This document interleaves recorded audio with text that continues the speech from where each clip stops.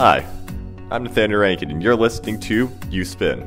Today, we're going to be talking about the best bad thing in a full group youth booth.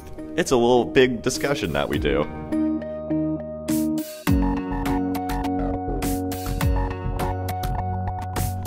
In my opinion, the best bad thing, at least one of them, is audience participation. Because it's not good when it happens, but it's also funny.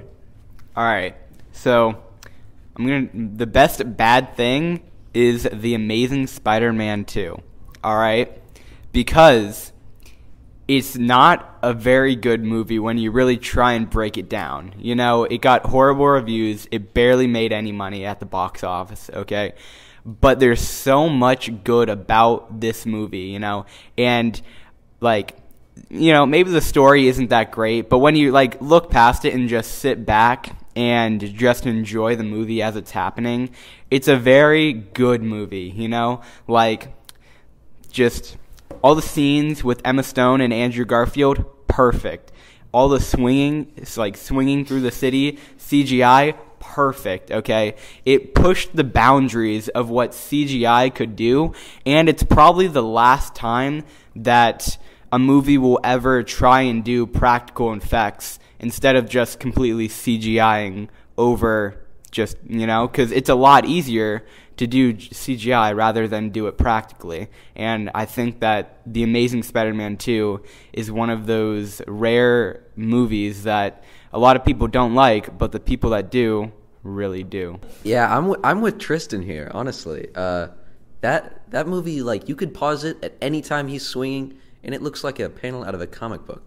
It is probably, by far, actually, the worst actual movie out of any of the Spider-Man movies, but it is easily also by far the best, like, representation of what Spider-Man should be like while swinging. I want to add one more thing, that, like, with what Julian was saying, that it's a very good interpretation, because in the comics, Peter Parker's life low-key sucks, you know, and I feel like that really is embodied in this movie, you know, with him having money issues, relationship issues, you know, all that.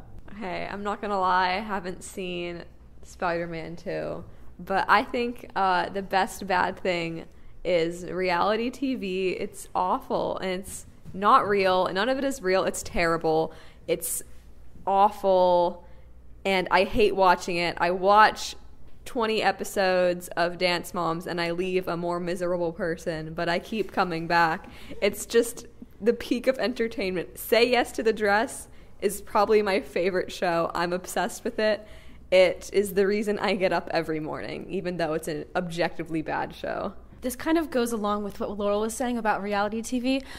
I would have to say the best bad thing is probably TikTok, because it makes me so uncontrollably angry every time I go on the app, and I hate everyone on it, and it just makes me, like, furious with the world and people. But also, my screen time is, like, around 8 hours a day with just TikTok, so I don't know how I spend that much time on it.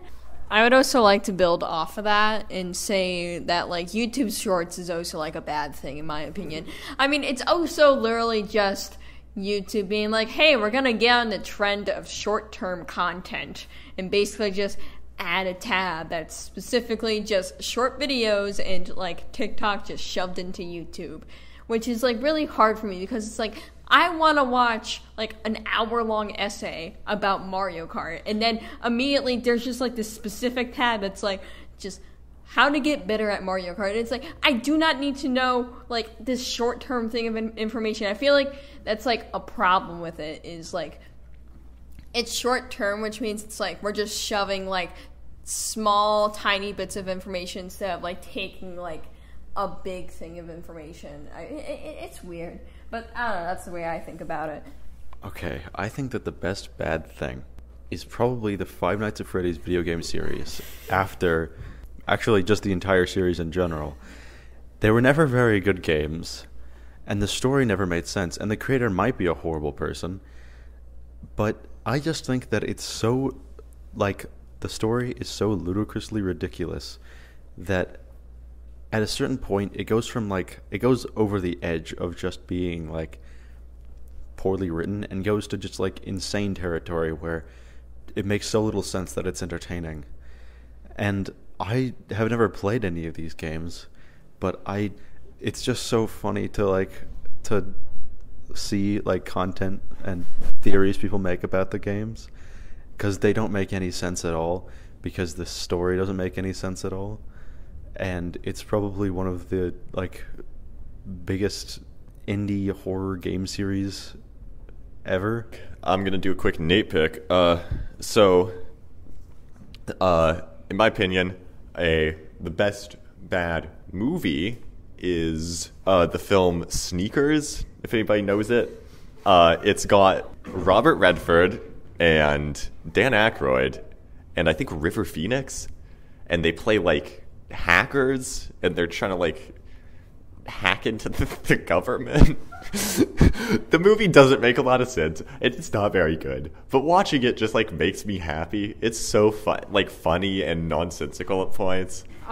I think that the best bad thing is the very underrated Nintendo console, the Wii U, because so many people hate it, but it's literally so good. It's like my entire childhood, and I love it, and there's nothing wrong with it. I don't know why people hate it.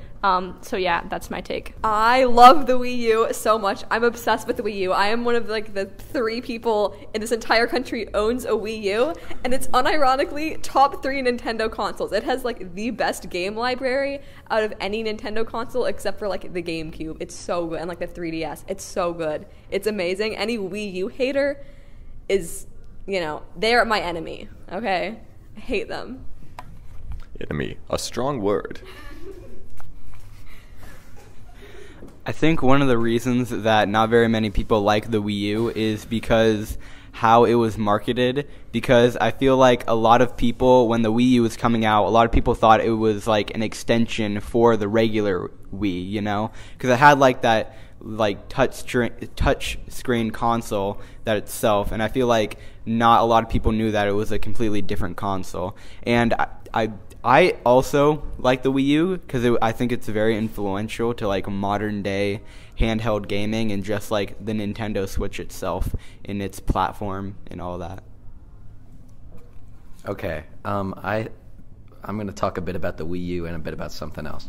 But I'd say the Wii U was, at best, a good stepping stone between the Wii and just something better. I loved the Wii U. I thought it was great. I would love to go over to my neighbor's house and play it. But, you can't go that far from the Wii without, it was marketed horribly. It was called a Wii U, but it wasn't a Wii, and it wasn't, it was this weird in-between thing between the Wii and not a Wii, and I didn't like it. And I have a problem with it, and it irked me. All right, I think the best bad thing is like the hyper-processed American-style cheese. Okay, on the topic of things that are not bad, but people say they're bad, but they're just amazing, horror movies and Hallmark movies. They're so hated on. I'm not actually a horror movie watcher, but Hallmark movies, they give you so much joy, and what's the issue? I mean, I have a problem with people who have a problem with them. A really good bad thing is the Cookie Monster, because he likes a lot of cookies and he steals a lot of them, but he seems like a pretty chill guy.